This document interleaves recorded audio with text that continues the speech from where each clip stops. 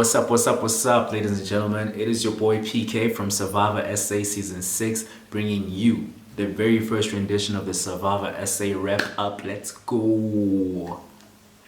Getting right into it, man. What an action-packed episode this was. It gave us everything from people jumping off ledges to water challenges, puzzles, strategies forming, enemies becoming friends, that killer combo of Tyson and Duo, Tyson and Kieran imploding. I mean, who would have thought? Who would have thought would see the day where Tyson and Kieran are now consoling each other, trying to figure out which one of us are going home? And unfortunately, I blame the thigh. Injuries happen, but that injury definitely saved Tyson. I strongly believe that obviously there's always been a 50-50% chance that either Tyson or Kieran are going home. But that little injury definitely saved Tyson, and it put the target obviously onto Kieran. What an amazing player. This guy has been a super fan, and we've seen him really in the early episodes. Kieran was taking a step back and he was just being a team player, showing his loyalty to his alliance, showing his loyalty more so to Tyson just surprising us, being the king of idols. I think that's what he calls himself, the king of idols, isn't it? Playing the idol at the very right time, establishing very good bonds with the alliances that he formed around him, and also more than everything showing his loyalty towards Kieran, and that has shown them going as far as they did. Top 5, I mean, that's not an easy feat. I myself made a top 6, and as a matter of fact, Kieran and Tyson, they remind me very much of myself and Tevin. They're like myself and Tevin 2.0, the beta version. We were probably the alpha version, the trial version, but they definitely the beta version. And I say that they're the beta version because they are doing what I wish myself and Tevin did. I wish we had shown each other loyalty. I wish we had removed everybody else around us before essentially getting rid of each other. I mean, it was bound to happen. I just didn't trust Tevin much, people. Okay, I know I got a lot of slack about it. Probably should have carried him a little bit more to the end. But what's done is done. Can't be erased. But I am really enjoying Tyson and Kieran showing the world what could have been in the beautiful game of Survivor. And unfortunately, Chappies is just not someone you can really get rid of that easily. Man, this guy is just doing the things. He's absolutely doing the things, and I consider him to be a winner pick.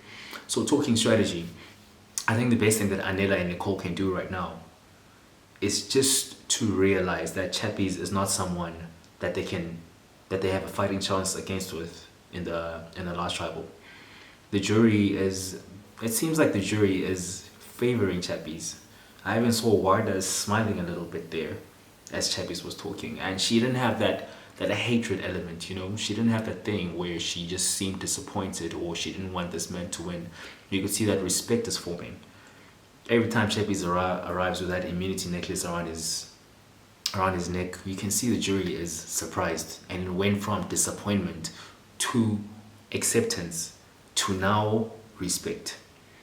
So I think the best thing that Anela and Nicole can do is to get rid of Chappies. It seems like they want to form an alliance with him and get rid of Tyson, but that's not in their best interest. I mean, Tyson has already he's got this injury, and I hope it doesn't heal. And if it does heal, I believe Tyson is smart enough to still play it out and make it seem like his injury is not healing. If he can win an immunity challenge, he should. But if he can't, he should still be blaming his thigh. In that way, he wouldn't seem like a threat. And if he doesn't seem like a threat, he could just get to top 3. And if he does make it to top 3 and Chappies is out, he is definitely winning. He's definitely going to be the sole survivor.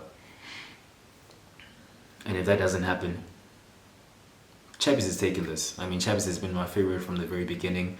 It seems like he's a very likable person. It seems like the world likes him. It seems like we're all enjoying his game. And we really don't know what's going to happen. We don't know what's going to happen. If it's going to be top 3, if it's not going to be top 2. If at the end we're going to have 3 people sitting there, and either Tyson or Chappies are sitting there, we already know who the winner is. But if it's top 2 and somehow it's going to be Anela and Nicole, congratulations to Anela. I can't really think of anything that Nicole has done to really give her that thing, to give her that respect, to earn her a vote. What has she really done? I can't really think of that. Anela himself, I think would be really disappointed as fans if it had to be a top 2 and we're seeing Nicole and Anela sitting there. But the beautiful thing about the game is that you'll never know what's going to happen. We never know what twist they're going to implement. We never know if Tyson is going to shock us, if Chappies is going to carry on being this cooking Aquaman that we know. We don't know if this blonde bombshell Nicole's going to surprise us, or this rugby coach called Daniel is going to lead himself into a different realm where he's sitting in the end and getting those votes. We'll just have to watch and see. Let us wait and find out in the very next episode of Survivor South Africa. I'm out.